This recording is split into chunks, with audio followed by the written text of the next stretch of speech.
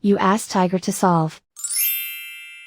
This deals with linear equations with one unknown. The final result is r equals -5. Let's solve it step by step. Simplify the expression. Simplify the arithmetic. Break up the fraction. Swap sides.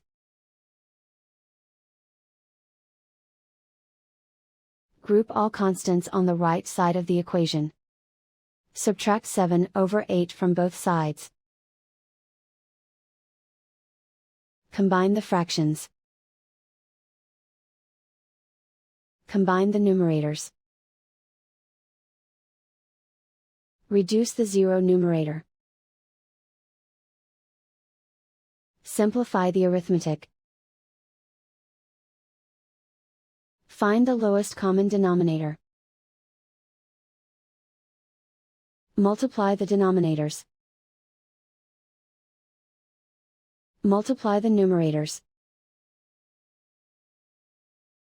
Combine the fractions.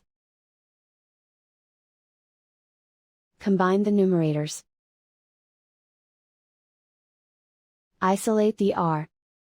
Multiply both sides by 8. Group like terms.